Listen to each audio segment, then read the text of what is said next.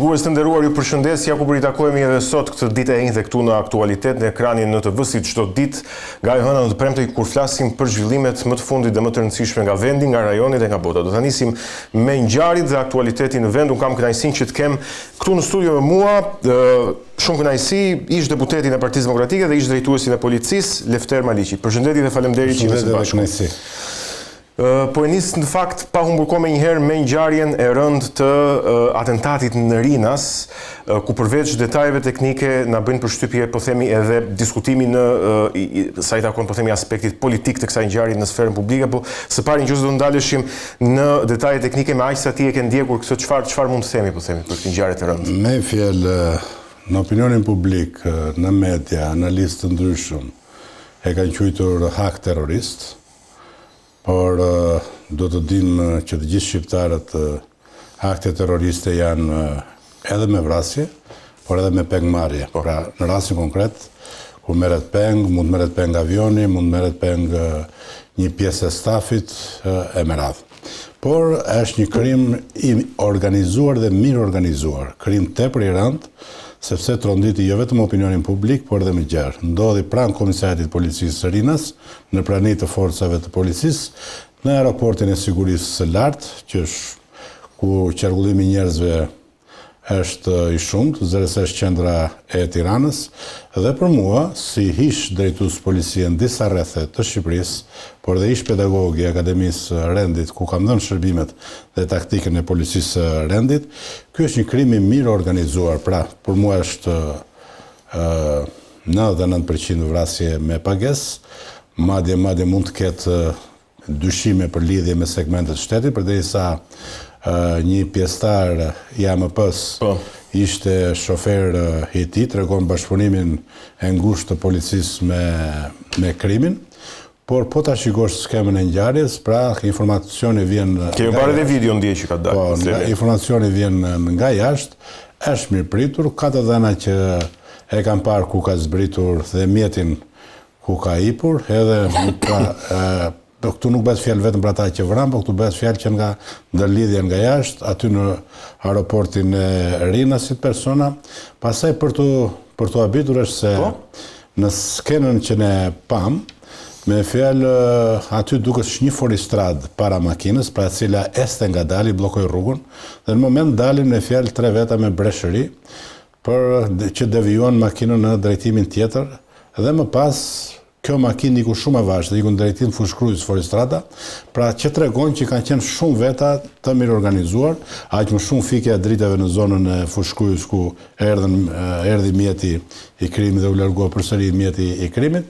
Pra kjo tregon mendoj unë, një bashkëpunim të ngushtë me strukturat policisë shtetit, dhe mund të jetë politik, mund mos jetë politik, por që ka qenë mirë organizuar për shkak se për 20 km apo 14 km makina eci dhe kur ndodh ngjarja dhe ku në Rinas me njerë njoftohen të gjithë komisariatet e policisë për rreth dhe ngrihen me njerë që autopatrullat janë në lëvizje, forcat e RNS edhe me helikopter dhe me gjitha, pra mund të vijë në lëvizje. A ishte normale që aty nuk ishte prezencë të forcave të policisë, po them në momentin e tani, pra sepse prandaj është dyshimi se ne kemi qenë të gjithë në Rinas dhe dim që edhe rregullimi ka policë edhe patrulla policie në lëvizje dhe rregullimi drogor, pra aq më shumë perimetri sigurisë të aeroportit të Rinasit që ka forca të shumta dhe të security. Kështu që kjo për mua është duhet një jetim i mirëfillt, por ku qëndron problemi? Problemi qëndron se ne kemi thënë dhe themi që krimi është brenda në burg, po krimi është dhe jashtë. Pra lidhjet janë dhe nga brenda dhe nga jashtë pistat e veprimit. Përpara se të shkojmë te motivi politik, cili mund të jetë, themi, motivi i atentatit? Unë nuk mund ta them. Autorët sigurisht ende nuk dihet. Unë nuk mund ta them, pra motiv politik mund të jetë një pistë e timi, por janë dhe larje pazaresh, vrasje e pagesë të gjitha me radhë. Tani, problemi është tek policia e shtetit, neglizhenca e policisë shtetit. Që do thotë, në momentin që personi është me precedent të rënd kriminal, pra ka dalë në burgu para një viti apo para sa muajsh, ti ke një dosje gjurmimi për personin, sepse është kontingjenti i policisë kriminale, ti e mban në vëzhgim personin, pra policia kriminale për këtë punë është, policia kriminale mban në vëzhgim mbi hyrje lëvizjet e tij dhe aktivitetin e tij, sepse mund të jetë aktivitet përsëritës kriminale gjithë me radhë. Kështu që policia ka qenë jashtë loje ose në bashkëpunim, janë të dy pistat. Sepse s'ka mundësi me fjalë që të jetë kaq i lirë, televizin kaq lirshëm dhe ti mos ta kesh në mbikëqyrje, në vëzhgim apo në gjurmim. Kështu që shpresoj dhe besoj është një tronditje madhe, këtu nuk ka dorëheqje, këtu ndodhin skandale politik. Zoti Berisha në fakt ka kërkuar dorëheqjen e ministres së brendshme, e cila vetëm një orë para këtij atentati të rënd tha që Shqipëria është e sigurt. Po për mua, sepse politika gjithnjë kërkon largimin e ministres, për mua duhet largohej i pari drejtori i përgjithshëm i Policisë së Shtetit, sepse drejtori i përgjithshëm është drejt për drejt që merret me forcat operacionale, me gjithë veprimtarinë e Policisë Shtetit dhe ata kriminale, parandalimin, zbulimin dhe goditjen e veprimtarisë kriminale dhe shpejtësinë e veprimeve për kapjen e autorëve, zbulimin dhe vënien para drejtësisë. Kështu që ministri ju e pat edhe vetë që kryeministri i ka lënë kompetenca të cunguara përveç SHAMP-s.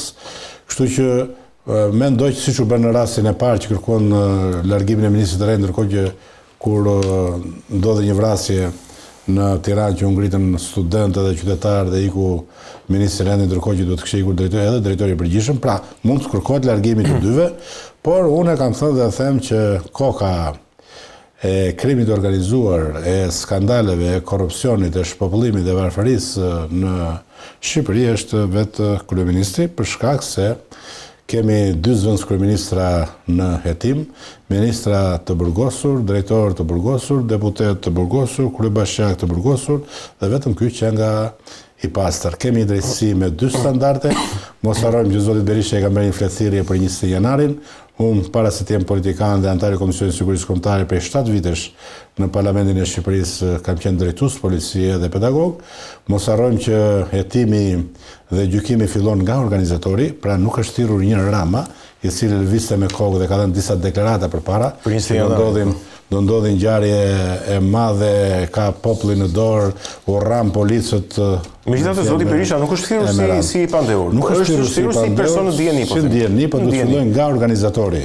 Pra, që nga organizatori. Unë po mbaj një qendrim asnjans dhe në zbatim të ligjit. Pra, organizatori, kush ishte qëllimi i asaj proteste? Pse ishin ata 200 veta me hunja aty para? Pse ata deputetët televizionin rresht të parë gjas me drejtorin këta 200 veta me kokë? Pse lëvizte me kokë kryeministri Matan Urës së Lanës? Deklaratat e tija publike e të gjitha me radhë dhe që këtu fillon hetimi, që na goditja ndaj policisë së shtetit. Pra, policia e shtetit u la dhe kordoni aty se kishte për të mbrojtur territorin para për shkak të turmave dhe të goditjeve, dhe ligji pasaj përdorimit të gardit. Mos harrojmë që gjithnjë policia ngre shumë pista hetimi. Pista hetimi është edhe kjo që ku ta dim ne që Partia Socialiste krerët të saj mund të kenë mirë paguar brenda Gardës Republikës për të bërë një shkrepje e për të bërë një gjakderdhje, sepse të katër nuk janë vrarë nga Garda, nuk janë zbuluar që janë vrarë nga Garda të katër. Pra vazhdojnë hetimet, mund të ketë vrasje dhe brenda turmës, është një pistë hetimi edhe kjo, dhe si ka mundësi që komandanti i grupit zjarrit kryesori me fjalë ti e bën kryetar bashkie, pastaj e bën dhe deputet të Kuvendit të Shqipërisë. A është marrë celulari i këtij? është marrë në hetim, në spaku tani dhe në prokuria deri dje, pra të gjitha këto se komandi i grupit zjarrit është ai që jep urdhrin, se nuk janë urdhra të veçantë. Pra janë grad komandi i Gardës, komandi i grupit të Gardës se të gjithë me radhë. Ministri i Rendit, sepse nga ai varet në Ministri i Rendit e me radhë. Kështu që ky është një hetim që është bërë 11 vite më parë apo disa vite më parë, është mbyllur, është rihapur për shkak sepse vajti në Strasburg për hetime të mëtejshme, por hetimet me bën me dy standarde. I pari që ka thirrur është ish kryetari i opozitës në atë kohë sot kryeministër, dhe vazhdojnë zinxhir të tjerë dhe deputetët që ishin në rresht të parë bashkë me këta me hunj, dhe në mënyrë që zinxhir të bësh hetimi. Mund ta paraqyjojmë këtë çështje se ku po shkon? Unë mendoj që kryeministri Berisha në krahasim me kryeministrat e tjerë mbajti një qendrim të njëjtë, sepse ishte një institucion, edhe institucioni mbrohet me ligj nga Garda e Republikës, nuk mund të merret me forcë pushteti, pra gjë që janë treguar me forcë pushteti merret vetëm në raste kur gjithë populli, zemërimi i madh popullor bën që t'i marrin para politikanët, siç ndodhi në Nepal apo në vende të tjera. Kështu që ky është një hetim që do shumë punë dhe shumë pista. Po dua të flasim pak edhe për zgjedhjet e pjesëshme vendore në 5 bashki të vendit, ku dy gjëra na bën përshtypjen në pamje të parë, fitoria e thellë e Partisë Socialiste, por përpara kësaj na bëri përshtypje pjesëmarrja shumë e ulët e qytetarëve në zgjedhje, duke nisë për shembull nga Vlora me 12%, duke disa ishte Berati. Po sigurisht. Berati, Mati, Tepelena, me fjalë Sërriku Vlora. Vlora, po. Pra me një pjesëmarrje të ulët që varionte nga 12% në Vlorë deri diku mbi 30%, po them në Matë si pjesëmarrje më e madhe, po në mesatare të 5 bashkive rreth 18 diçka, po themi, %. Unë kam parë deklaratat e tua të forta në lidhje me përgjegjësitë politike që duhet ketë opozita karshi rezultatit të këtyre zgjedhjeve, ndoshta vetëm në Berat, por edhe në të 5 bashkitë, edhe më gjerë ndoshta politikisht se kaq. Tani u bën zgjedhje pjesëme në 5 bashki, madje u përgatitën për të bërë edhe në bashkinë e Tiranës. Unë kam qenë ndër të parët që meqense kam qenë drejtues vendor që kam vlerësuar vendimin e gjykatës kushtetuese, madje kam dalë kundër atyre 3 gjyqtarëve të cilët votuan kundër, që do të thotë që ata bën një veprim antikushtetues, për shkak se kryetari i bashkisë shkarkohet vetëm kur mungon mbi 3 muaj pa arsye, kur braktisë detyrën mbi 3 muaj, ndërkohë që ai është thjesht i cunguar dhe në paraburgim dhe nuk është i dënuar, pra shkarkohet kur shkel rënd kushtetutën, shkarkohet kur dënohet në vendim të formës prerë, pra në apel, vetëm këto raste, ose kur i humb jeta kalon vendin në zgjedhje. Kështu që në rastin konkret janë bërë disa shkelje në Tiranë, po nis me Tiranën, Këshilli Bashkiak nuk ka asnjë kompetencë që të komandojë nën kryetar bashkie për të drejtuar bashkinë e Tiranës, sepse delegimin e bën vetëm kryetari që është në dhomat e izolimit paraburgim. Vetëm me delegim të tij, ai vazhdon të paguhet si kryetar bashkie, ai delegon firmën dhe vullën kryetarit që ai mendon dhe funksionon derisa ai të marrë vendim të formës prerë ose edhe mund të dalë i pafajshëm. Kështu që në Tiranë gjitha sondazhet ishte që aktori i njohur gëzoi një mbështetje të gjerë jo vetëm të Partisë Demokratike, por të opozitës. A ishte arsyeja e anullimit të zgjedhjeve në Tiranë? Një ndër arsyet, fakti që dilte me një rezultat shumë të vogël. Një ndër arsyet mund të ishte kjo, por në Tiranë unë mendoja që do fitonte zoti Binaj. Pse mendoj këtë? Për shkak sepse një pjesë e Partisë Socialiste të Lalierit, po themi ne, do bojkotonin ose do votonin kundra, po njëkohësisht edhe marrja e pandehure e zonjës Ballukut, e cila drejtonte fushatën në Tiranë, presionet që e bëri dhe dëmtonte rënd në imazhe me radhë. Gjithsesi ndalemi te 5 bashkit. Partia Demokratike ka kohë që thotë që me Edi Ramën nuk mund të ketë zgjedhje, ka kohë që thotë që masakra elektorale dhe unë nuk e gjasi presje deklaratave të zotit Berisha me prova dhe me fakte për masakre elektorale. Raporti para prak dhe përfundimtari Osobe Odirit dënoi rënd zgjedhjet e majit të 2025-s, pra vetëm nga kjo që pabarëzi në zgjedhje, përdorimi i administratës, i fondeve, e gjitha me radhë i krimit organizuar, të gjitha këto apo dhe deri dhe intimidimi i votuesve apo dhe presione ndaj kandidatëve të opozitës, gjë që u faktuan, tregon që këto zgjedhje të lira nuk ishin. Dhe Partia Demokratike, meqense disa parti aleate të opozitës donin kandidat të pavarur, dhe duke parë që masakra elektorale ishte në fuqi dhe nuk i njifte zgjedhjet e 11 majit, vendosin kandidat të pavarur. Me mbështetje të opozitës, por opozita nuk i mbështeti siç duhet kandidatët e pavarur. A shkoi kjo si strategji, ku themi? Kjo ishte një goditje për politikën në tërësi, pra vetëm rasti i Vlorës, po dhe rastet i Beratit dhe tjera tregoj që edhe socialistët e bojkotuan, vajti vetëm administrata, me fjalë bëni llogarinë si doni, për shembull, Bashkia Vlorë ka 1500 të punësuar, për na 4 vota 6000, por dhe ja 2000 janë të punësuar në administratë, hipoteka, polici, gjykata, prokurori, po themi ne bujqësi e gjitha me arsim, dhe ishin vetëm këto vota me fjalë. Ndërkohë, e njëjta gjë është edhe në Berat me fjalë 10.000 vota Bashkia dhe administrata me radhë. Dhe Por, nga ana tjetër, unë e kam thënë dhe e them që jam zë kritik, përveç masakrës elektorale që me Ramën nuk mund të ketë zgjedhje grupit patronazhimit, lekët e drogës, mos harrojmë që e përdori Sajmir Tahirin për të mbjellë drogë në gjithë Shqipërinë, madje çoi në Shpinë e Bardhë dhe e futi në burg dhe tani nuk ndihet. Ca të dhëna thonë që nuk është mirë në gjendja shëndetësore, po kështu edhe Erion Velia, që ishte tjetri që mund t'i zinte vendin Ramës, e tha publikisht para disa muaj që do ta varë tek Pema, tha, se është një grup fuqishëm me kryeish ministrin e brendshëm për zotin Xhafa dhe e futi në burg.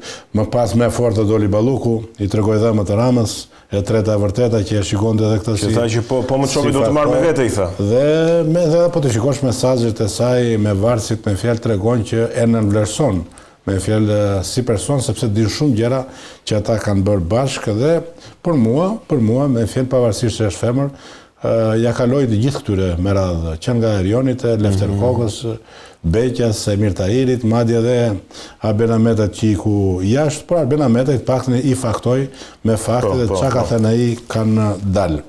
Tani unë kam qenë zë kritik që në fillim, pra zoti Berisha është në mision dhe kërkon fitoren e Partisë Demokratike me çdo kosto, mund dhe sakrifica, ka një detyrim të jashtëzakonshëm për qindra mijëra demokratë, jo vetëm për një vit poshtë rrugës Shpisë vetë me fjalë rrugë Shpresë quhesh, por edhe për të tjerët në protesta. Fitoria e Ramës është në komplekse, përveç patronazhimit edhe këtyre që kanë nxjerrë Sobe Odiri.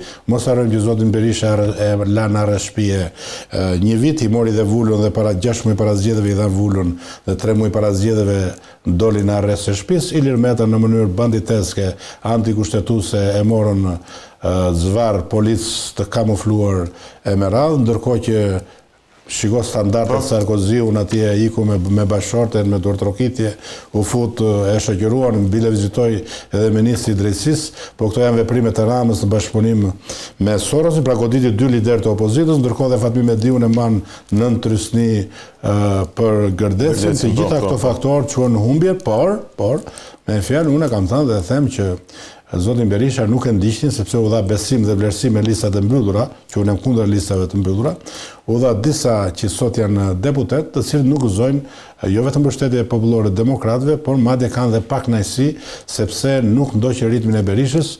Unë i vina qarku i Beratit dhe kam thënë dhe them, isha drejtues politik i Partisë Lirisë, mora 5222 vota dhe nuk ankimova, se po që ankimova nuk janë këto votat e mia, ka vota me, por nuk ankimova që mos thoshin demokratët që Lefter Maliqi po ankimon sepse te numërimi brenda llojit ndodhi votat, por unë dola i dyti në rënditje në qarkun e Beratit, por mos harrojmë që isha te forca politike e Partia e Lirisë dhe dola ndër më të votuarit mbas Ilir Metës në shkallë vendi, edhe i vetëm, duke dalë i pari në diasporë, i pari në Kuçovë, i pari në fshatra dhe i pari në Skrapar. Në këtë kontekst, duhet të përgjegjësi nga ana e opozitës. Gjithsesi, me fjalë, drejtimi nuk ishte i saktë për këtë rezultat, sepse edhe në Berat ne mund të kishim marrë 3 mandate dhe luftonin për 4 mandate, dhe unë kam thënë dhe them që një pjesë e drejtuesve politik të qarqeve nuk e meritonin me fjalë vlerësimin që i dha zoti Berisha dhe duhet të hapin krahun për shkak edhe të këtyre zgjedhjeve të pjesshme, për shkak sepse për një vit ne jemi në zgjedhje të përgjithshme lokale dhe nëse ne nuk marrim mbi 20 bashki në zgjedhjet e ardhshme nuk ka rotacion politik, sepse kryetari i bashkisë është drejt për drejt kryeministër në zonën e vet elektorale, edhe po ju them një shembull që ta dinë gjithë shqiptarët. Marrim bashkinë e Kavajës, të Fusharzës, të Pukës, të Mirditës, me fjalë të Hasit, të cilat drejtojnë Partia Demokratike. Edhe këtu pati masakre elektorale, por sado që pati masakre elektorale, u tejkalua nga vota. Të 5 këto bashkit fiton me fjalë opozita e bashkuar. Unë jam me fjalë që ne duhet fitojmë pushtetin lokal, duhet fillojmë që tani përgatitjet. Partia e Lirisë pati një mbledhje partia dhe filluam që në Këshillat Bashkiake ne do të dalim më vete, madje unë si drejtues politik i Partisë Lirisë qarkut Berat e shpalla publikisht në mbledhje që kryetarët e partive që në Skapari, Poliçani, Berati, Dimali dhe Kuçova do të jenë të parët në listët e këshilltarëve dhe këta do të vendosin me fjalë kandidatët për këshilltar që tani, që të fillojnë me fjalë të takojnë elektoratin në mënyrë që jo një muaj para zgjedhjeve. Ndërkohë që edhe kandidatët për kryetar bashkie do të jenë të shpallur të paktën indirekte para kohë dhe të heqim dorë nga primaret, në mënyrë që të fusim frymën e një bashkimi të madh. Të heqim dorë nga xhelozia, por duhem një bashkim të madh dhe duhen drejtues politik të cilët bashkojnë PD-n, të cilët bashkojnë opozitën e bashkuar, sepse ka drejtues politik që filtrojnë me të majtën, ka drejtues politik që përshajnë të djathën, ka drejtues politik të cilët kush janë këta? A ke emra konkret të them? Po sepse unë kam thënë emrat, unë kam thënë që na drejtuesi te i qarkut Beradit që më dëmtoi në Kuçov dhe fërkon barkun Partia Socialiste, mori 8.000 dhe ne morëm 4.300, nuk do të kur kjo. Nëse ne do të ishim të bashkuar, pra unë me 300 vota unë dava në zgjedhje lokale, madje fitova me gjithë kandidatin Ali Bejt dhe ndodhi kjo humbje për shkak të çarjes që ndodhi në Kuçov në disa zona.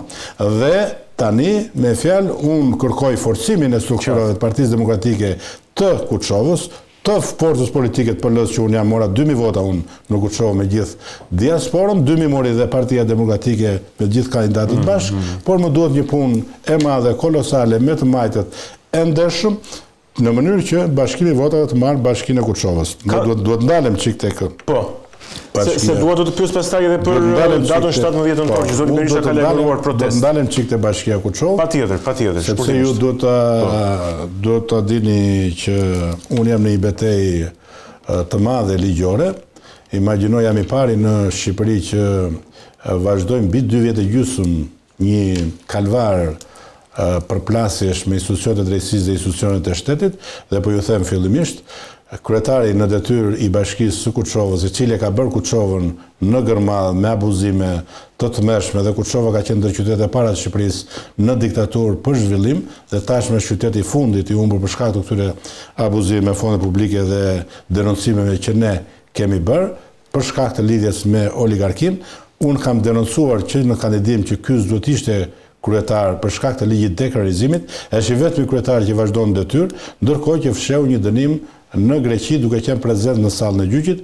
Prokuria e përgjithshme më pas e mbajmend edhe herën e fundit që kemi qenë në studio bashkë mbajmend këtë. Dhe çfarë ndodh?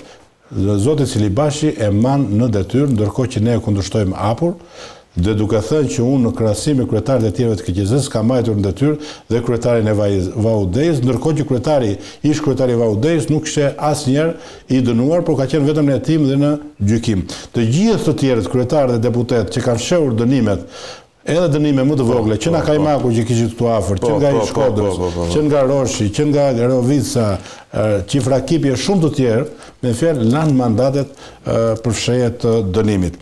Dhe ne e quam në kasim në dha të drejtë, ja riktheu zoti Celibashi. Çfarë ndodh tani me drejtësinë? Spaku e dënon me fjalë me 1 vit burg, me gjykim të shkurtuar 9 muaj burg dhe konvertuar në 150 orë punë, nuk e ankimoi në apel, në momentin që nuk e ka ankimuar, ka pranuar fajin, dhe në këtë moment vetë kryeministri duhet ta shkarkojë në detyra me fjalë ajdarin e famshëm të Kuçovës. Po çfarë ndodh? Dhor Sollaku, avokati i tij, pa ditë në kasin në gjykatë administrative në Tiranë, 1 vit e gjysmë para, vem në gjykatë, na thonë që gjyqtarja është me leje lindje.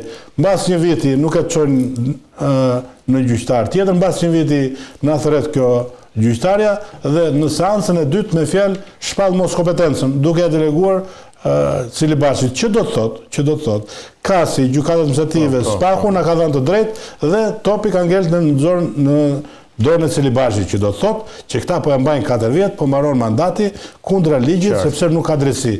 Përsëri, unë kam bërë 11 kallëzime me fakte, me prova në SPAK, javës tjetër do jam te Dumamni me fjalë me një memo të drejtuar me gjitha mediat, me gjitha provat dhe faktet, dhe vazhdojnë të marrin ende detyrë. Imagjino çfarë ndodh me një qytetar thjesht, kur ndodh me mua, që kam qenë drejtues vendor, drejtues i burgjeve, drejtues policie, antar i Komisionit të Sigurisë Kombëtare, imagjino çfarë mund ndodhi me të tjerët. Për të ardhur e minutat e fundit, për protestën e paralajmëruar në të hënën, datë 17 nëntor nga Partia Demokratike, çfarë synon Partia Demokratike dhe opozita, se besoj patjetër do të jetë gjithë opozita në protestë përmes kësaj lëvizje politike? Në çfarë momenti vjen kundër Ballukut, kundër Ramës, kundër këtij krimit që sapo ndodhi, apo kundër të gjithëve bashkë? Kundër të gjithëve bashkë. Edhe opsioni është që me Ramën nuk mund të ketë më zgjedhje. Gjithë qëllimi është rrëzimi i qeverisë, por uroj dhe besoj që mos ketë më protesta siç ka qenë më parë, të jenë të qëndrueshme, me një strategji, me një këmbgulje, edhe me një mirë organizim të theksuar.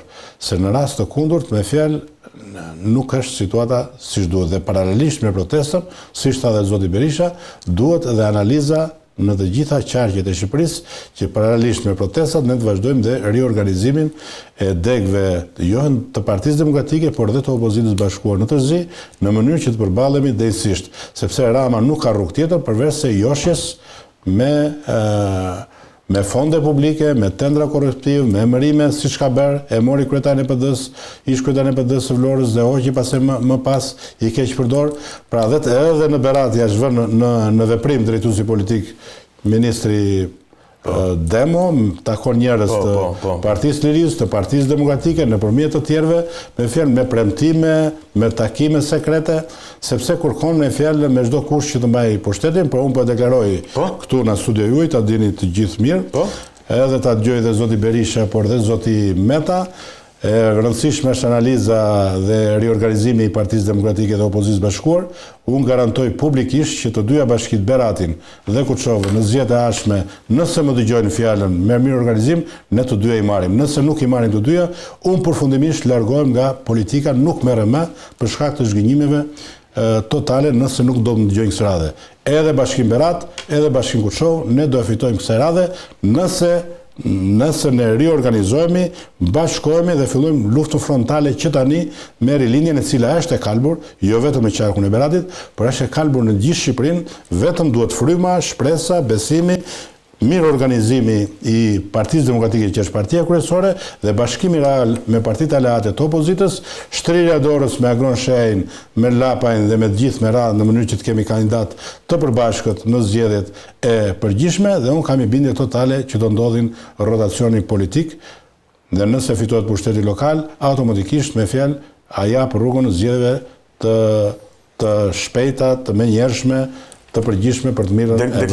Deklarat mjaft e fortë kjo, po që është një zotim që sepse kanë dalë mendjen që e mban dot në kuptimin elektoral të fjalës. Unë do ta mbaj, po edhe do më thërrisni, unë do ta mbaj sepse nëse nuk më dëgjojnë liderët e opozitës, me fjalë dështimi do të jetë shumë i madh i opozitës bashkuar në zgjedhje lokale, nëse më dëgjojnë, meqense quaj veten lider lokal, dhe këtu nuk ka mendje për opinion, për mendje masi, atëre i bie që unë kam një zhgënjim totale, duhet largohem nga politika të merrem me punët e mia, megjithëse unë kam mbështetje të madhe popullore në zonë. Dhe po ju them që edhe kësaj radhe, pavarësisht zgjedhjeve të pjesme edhe rënies së rënd, vetëm në lagjen time, me fjalë fiton kandidati i pavarur, në 116 kuti, fiton vetëm lagjen time dhe takimet i bënde më të mëdha vetëm në zonën e Laparatit, që është pjesë e Beratit. Kurse në Kuçovë, unë jam shumë më i fortë, por po luftoj tani që të fitojmë dhe Bashkinë e Beratit. Duke garantuar kandidatit të Partisë Demokratike që do të jetë në Bashkinë e Beratit,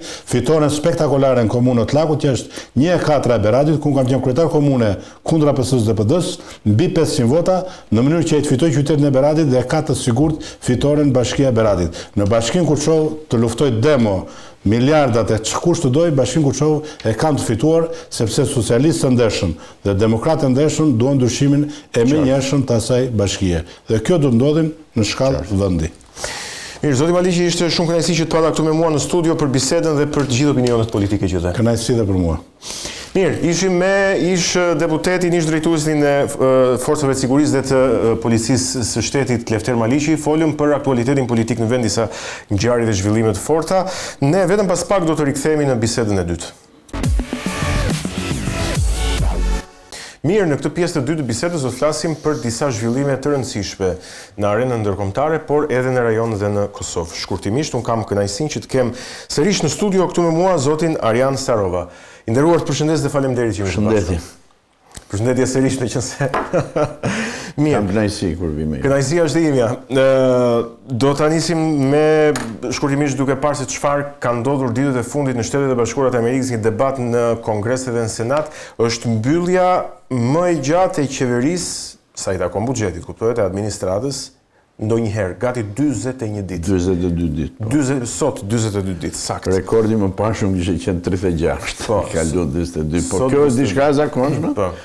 Natyrisht demokratët ose gjithmonë opozitarët e radhës ata që janë, këtë rast demokratë, nuk janë dakord me politikat e kuadrit, po thënë, politikat e personelit e njerëzve dhe përpiqen të imponojnë. Dhe një nga imponimet është fatura financiare që bllokon.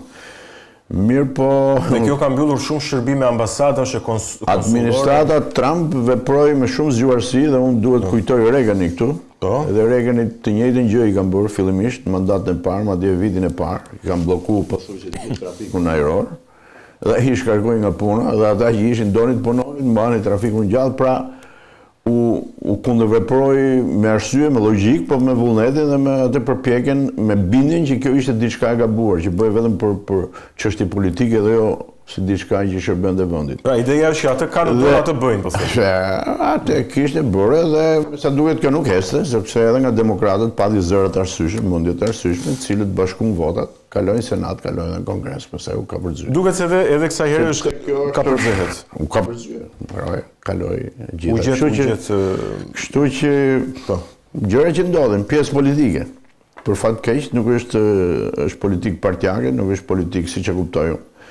Nuk është politikë që shikon interesat që i bashkojnë gjithë interesat e qytetarëve. Megjithatë tensioni bëhet për të krijuar.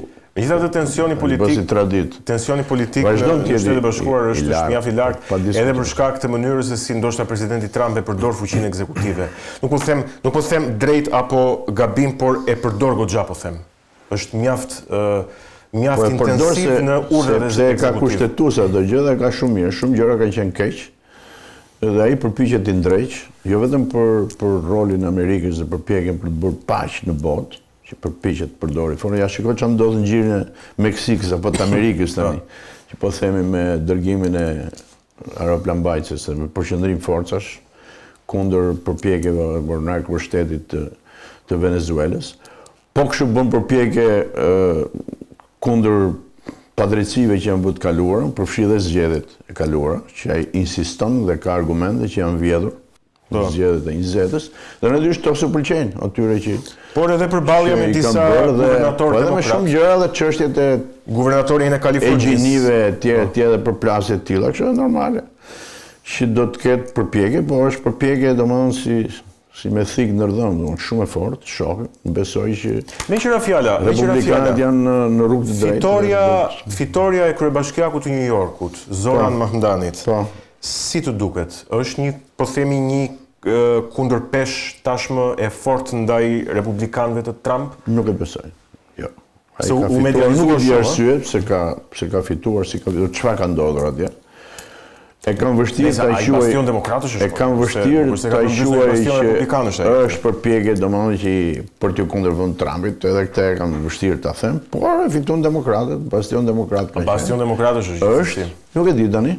Tani ajo që do të jetë shumë interesante dhe që administrata Trump dhe vetë Trumpi do ta shikojë me shumë kujdes, pak nga ato që lexojmë, është se do të shikojë çfarë politikash do bëjë Mamdani në drejtimin e tij nga ai të Bashkisë New Yorkut, shikojmë. Shumë interesant. Një çështje tjetër mjaft do të shpalosen politika ekstreme të majta si quhen apo jo, siç janë, dhe Trump ka thënë, presidenti Trump ka thënë që nëse ai do të përpiqet ta përdorë karrigen e kryebashkiakut të New Yorkut për të shpalos politika ekstremiste të majta, atëherë ne do të veprojmë me mënyrat përmes gardes nga ana financiare deri ke anët e tjera.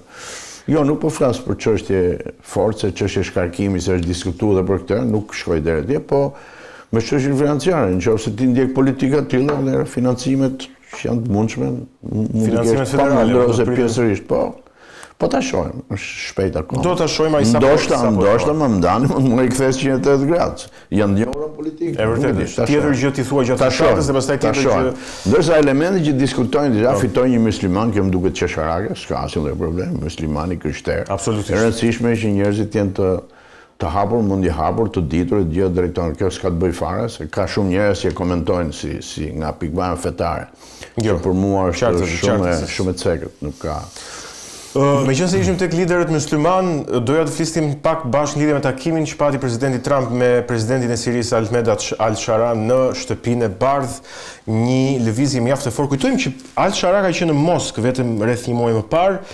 Moska mban Bashar al-Assadin, duket sikur i kërkoi Moskës që ta dorëzoj Bashar al-Assadin, pra të fitoj favor në Moskë, ndërkohë tani konsolidohet si aleat i Shteteve të Bashkuara Mund të thotë kjo tjetër, se vizita në Moskë sot të gjë se atë të parin e Moskës se ka akuzat Trumpi, nuk ka rëndësi. Pa i ka qenë në krye të grupeve të armatosur, edhe të ISIS-it disa kohë dhe pastaj ka kaluar. Pra, është një ndryshim që ndodh. Me sa duket Ahmet Al-Sharaja ka ndryshuar komplet politik, është lidhur tashmë. Pritja në shtëpinë e bardhë që është shumë shumë e ngrohtë, shumë spektakolare, e ngrohtë, edhe me shaka domosdoshmë jashtë politikës nga presidenti. Çfarë mesazhi është? Besoj që Siria tashmë është lidhur fort me kjo.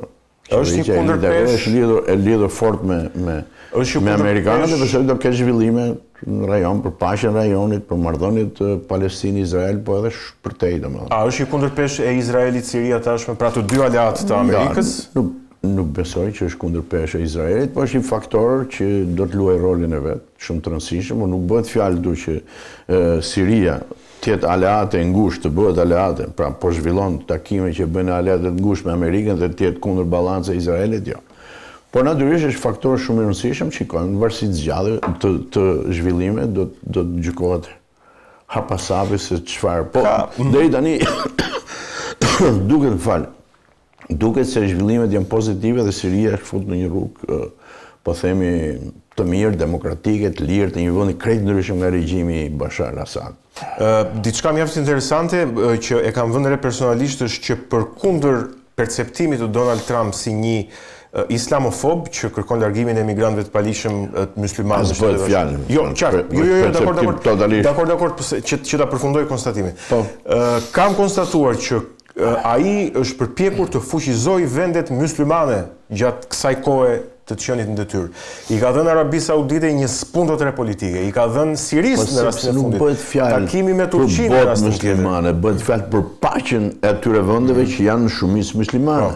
Për tjetër gjë, ai gjithmonë ka yll polar paqen. Por ndryshe nga presidentët e tjerë amerikanë, po presidentët e tjerë amerikanë shpeshherë kanë bërë gjëra, për shembull, nuk harroj atë të Obamës kur ka qenë president Obama që thanë Siri po u kalu via kuqe përdorimit tani armët kimike, Shtetet Bashkuara do ndërhyjnë dhe nuk ndërhyri dhe kjo ishte një inkurajim edhe për Rusinë, madje që pati prezencë më të madhe, po dhe inkurajim për ata si për regjimin e Asadit ish ashtu edhe për ISIS-in, për pjesë caktuar, ishte shumë veprim i gabuar, një tërheqje u quajti edhe Amerikë. Dhe pastaj ndodhi që ndodhi. Thot paqë edhe nëpërmjet forcës.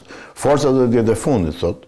Ne kërkojmë paqë me çdo kush, me dialog të tjerë, me marrëveshje, por nëse jo, edhe me këtë, sepse i kushton shumë rëndësi të madhe paqes dhe sigurisë, sepse paqja dhe siguria, pavarësisht se si janë regjimet, që ajo çështja e ndryshimit të regjimit çik më e ngatruar, jo se ky e lëmënjan. Bota mund të thësë se ç'duhet dhe e gjen rrugën e zgjidhjes problemeve të tjera, po njëherë duhet të ketë paqë, mos ketë luftë, mos ketë shkatërrime, mos vritë njerëz. Dhe kjo është një gjë shumë e madhe, një strategji shumë e madhe. Duhet të flasim pak për Ukrainën, atë se çfarë po ndodh shkurtimisht në Ukrainë. Së pari ka pas akuza për korrupsion ndaj një zyrtari të qeverisë Zelenskit, rreth $100 milion. Nga ana tjetër, lufta është mjaft e ashpër, thuhet se Rusia po përparon, sidomos në qytetin e Pokrovskut, ku ka patur luftime javët e fundit. Disa thonë që e ka marrë, disa të tjerë thonë që jo, ende nuk e ka marrë. Si qëndron situata? Me stadion, sepse situata, siç komentuam edhe pak më parë, është ndryshon me orë, me ditë e tjerë, me stadion. Në këtë rast thënë që ka marrë Rusia Pokrovskin janë thjesht në kuadrin e disinformacionit. Unë di që bëhet luftime aty rreth 2 vjet. Edhe është bërë si një Pokrovsk. Një varrezë masive për 2 palët, në fakt, sepse është betejë shumë e fuqishme, dhe që ka pikë kyçe, siç thon këto strategët ushtarak për rajonin e Donbasit. Gjithë Donbasit, po edhe në përgjithësi për konsolidime pushtime që kanë bërë ata. Shohim, unë nuk besoj që e kanë marrë, me sa di, po nuk e di. Shikojmë, situata është në zhvillim, është betejë shumë e madhe, po ajo që është interesante është se sot lexova që rusët kanë thënë që jemi gati për fillimin e bisedimeve. Okej, ky është lajm. Po lajm është po. Rusët e thonë shpesh këtë, po puna është që lajm sa i besueshëm është duhet provu, duhet pritur. Shohim, nuk e di. Ndërkohë që samiti Budapestit është shtyr, paktën nuk mund të themi që është anulluar, është shtyr deri ku të ketë diçka president që edhe mund të takohemi, po është është flu, është gjë e mjeku. Nga ana tjetër, sa i takon, po themi, akuzave të pretenduar ose skandalit të pretenduar korruptiv në Ukrainë me ministri i cila ka dhënë dorëheqjen. Kjo është një fakt i vërtet, po mua më thon të drejtën. Në një kohë kur një shtet është në luftë, një luftë shumë e rëndësishme, domethënë për vendin, për lirinë, prosperitetin të ardhmen e vendit, këto çështjet e korrupsionit nuk janë ato që dominojnë skenën politike. Ai sa ka analistë që thonë, ja Zelenski duhet tiki, duhet bëjë një qesharak. Në luftë, as zgjedhje presidenti nuk mund të bëjë asnjë lloj zgjedhje, në luftë është e rëndësishme të fitohet e para, të mbyllet, pse se Ukraina është me të drejtën, agresori është Rusia. Dhe çështjet e korrupsionit mund të ekzistojnë, nuk i mohoj, sepse ata i dinë më mirë, e kanë bërë shkarkimin kaq. U shkarkua, mbaroi, pik. Edhe organet gjyqësore që janë, le të vazhdojnë punën dhe të japin ato të japin. Kryesorja është lufta, përplasja me Rusinë. Çështja është edhe aspekti moral, ndërsa bie fjala ushtarët po luftojnë dhe po japin jetën. Ti si ministër gjen mundësinë të vjedhësh sa lek. Sigurisht, pra kjo është, nuk diskutohet dhe më gjë, po nuk është kjo ajo që dominon kryesorja. Ajo është shumë e keq, nuk ka korrupsion të mirë asnjëherë, nuk diskutohet. Por ata e kanë hequr, ndoshta do të ketë dënime. Po ndërkohë kjo s'duhet të rreqë vëmendjen nga analizat që bëhen lidhur me luftën dhe përpjekjet të paqe. Dhe pse jo çlirimin, e pamundur duket territorit të ruhet i gjithë pa ndryshime kufish, po le të shpresojmë ndoshta bëhet. Qartë. Mirë, dua të diskutojmë, të kthehemi pak në rajonin tonë, në Shqipëri së pari dhe në Kosovë. Sot zhvillohet takimi mes dy qeverive të Shqipërisë dhe të Italisë dhe kjo vjen si datë, po them, në 2 vjetorin e ngritjes së kampit në Gjadër, atje në Lezhë, kampit të pritjes së emigrantëve që Italia do t'i sjellë këtu. Ka sjellë një pjesë madhe thonë, po. Nuk e di se sa i suksesshëm ka qenë në interceptimin, po themi, dhe në pritjen e emigrantëve, po edhe vetë politika italiane në raport me kampin e Gjadrit. Megjithatë, Edi Rama ka marrë një pjesë të madhe të kabinetit qeveritar, ka shkuar në Itali dhe zhvillon takim me homologën italiane dhe me kabinetin homolog italian. Si analizon? Që zhvillohen marrëdhëniet me Italinë, Shqipëri-Itali, kjo është gjë shumë e mirë, po në këtë rast duhet vënë të hapë një parantezë shumë e madhe. Kryeministri shqiptar Rama me 10 ministra të tij shkojnë atje me pompozitet e tij, ndërkohë që situata në Shqipëri është skandaloze. Dhe jo më kot, gjithnjë më shumë analistë tuaj, gazetarë, po analistë që kuptojnë zhvillimet politike, po dhe zhvillimet tjera, shikojnë që Shqipëria pa hezitim mund quhet narkoshtet dhe këtë, jo më kot, e thonë këto gazetarë, një italiane kishte thënë, sfundi, sepse ka një lloj reagimi nga ata që quhen miq në thonjzat të Ramës nga politika europiane, cilët su pëlqen etiketa narkoshtet, po kjo është e vërtetë, është një narkoshtet për shumë fakte. Ne i kemi thënë dhe herë tjetër dhe kur kemi folur bashkë, ke një rritje të ndërtime shumë me galopante dhe ndërkohë nuk i dihet origjina e parave. Ndërkohë që kapen dhe ka historira nga më të ndryshme të sasive të drogës etj. Kapja është gjithmonë një majë e icebergut dhe pjesa tjetër nuk dihet. Ndërkohë shfaqet gjithnjë më qartë përpjekja e lidhje ose ato pasojat e lidhjes krimit me politikën. Krimi i Rinasit për shembull është një skandal domoni hapur fare. U vra personi në prani të shoferit që punonte në policinë e shtetit. Kjo është skandaloze, s'flet asnjëri. Tani në këtë kuadër të problem shkon atje bën le themi show për të thënë që i kemi punë në rregull. Oj që zhvillohen marrëdhënie Itali-Shqipëria shumë, po jo ky njeri. Dhe ky ka tendencë, siç ka gënjur gjithmonë, për çështjen e integrimit evropian apo pasaportës europiane në zgjedhje të që është një gënjeshtër e madhe, sepse porta nuk është aq lehtë e hapur në Europë, madje Europa ka probleme, pavarësisht se ne do të dëshironim të ishim atje, po në këto kushte domosdoshmë kjo është një show i madh, i cili ndërkohë që ka me vete edhe zëvendës kryeministri Edi Balluku, ai është një skandal vetë, ajo pritet është hapur dera burgut që shkoi shpejt, sa më shpejt bile, nuk bëhet fjalë të themi shpejt avon, por shpejt ose shumë shpejt atje dhe ai e merr nuk e di. Kjo është domethënë thjesht shkelje si ose përpjekje për t'i thënë organeve të drejtësisë, të cilët kanë problemet e vet, apo gjithsesi për të thënë që ja kjo është mbrojtjen time. Atëherë nëse gjyqësori nuk është ndikimi politik, ai s'duhet ta kishte marrë, dhe ai duhet ishte në burg sot. Po fakti që ky e merr, do të thotë që përpiqet të thonë këtë mos e prekni, po për mua problemi është i pasgjithshëm, është i zgjidhshëm vetëm kur dënohet ajo dhe ai së bashku. Me sa duhet kanë vendosur që t'i ikin së bashku, ç'është e kohe për mua është, sepse ka vajt aty ku s'mban më. Ju e keni marrë vesh që opozita ka vendosur bëj protestën parë, edhe shumë serioze, për atë hënën që vjen. Dhe besoj që kjo do jetë ndryshe nga të tjerë, ja nuk mund të vazhdohet më, sepse po i bëjnë gjithë shqiptarët budallëj tani këta, ka një skot hajdutësh që janë atje në krye, njerëz të pa moralshëm, domethënë që kanë dalë jashtë çdo lloj politike, bëjnë dhe show, shkojnë në Itali, atje spekulojnë dhe me ata. Se Italia ka qenë gjithmonë vend mik dhe përpiqen tani të megjithatë deklaratat e Bashkimit Evropian në raport me gjitha këto që ti thua janë në rastin më të mirë shumë të buta dhe me një gjuhë shumë të drujtë.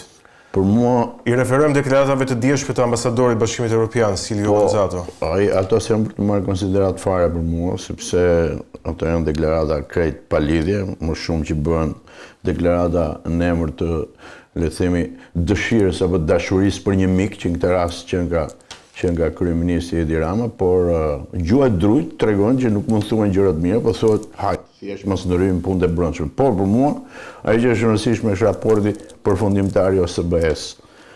Ai është shumë i rëndësishëm për zgjedhjet dhe ai është një argument dhe një armë shumë e fuqishme që duhet përdorur nga opozita, por edhe nga njerëzit, krahas fakteve të mëdha që i din tashmë të gjithë revoltës. Revolta ndjehet në rrugë gjithandej, gjithë vetëm shajnë. Shajnë për trafikun, shajnë për krimet, shajnë për vjedhjet, shajnë për këto vrasjet e krimet dhe çfarë. Këto janë ato që tregojnë që japin vlerësimin për këtë qeverisje. Dhe nuk janë këto deklaratat e Gonzatos, që për mua domethënë duken shumë të cekta dhe shumë të pavend, po punë e tij, të bëj çfarë dojë, se kam dërguar në ambasadore, ka çuar Europa dhe kanë bërë gabim. Bëjnë mirë ta heqin bile fare. Mirë. Sa më shpejt dhe. Këto minutat të fundit unë kam dëshirë të flasim pak shkurtimisht për Kosovën, aty ka pas zhvillime mjaft intensive, kanë qenë zgjedhjet e balotazhit, zgjedhjet vendore. Glauko Njufca i lëvizjes vetvendosi është mandatuar nga presidenti për formimin e qeverisë, por nuk dihet ende nëse i ka votat, 61 votat. Nga ana tjetër, ditën e dieshme kreu i Partisë Demokratike të Kosovës në opozitë ka dhënë dorëheqjen. Çfarë na tregon kjo për atë se çfarë po ndodh në Kosovë? Lidhur me qeverinë, unë besoj që nuk ka për të arritur. Dhe vendi po shkon drejt zgjedhjeve 3 herë.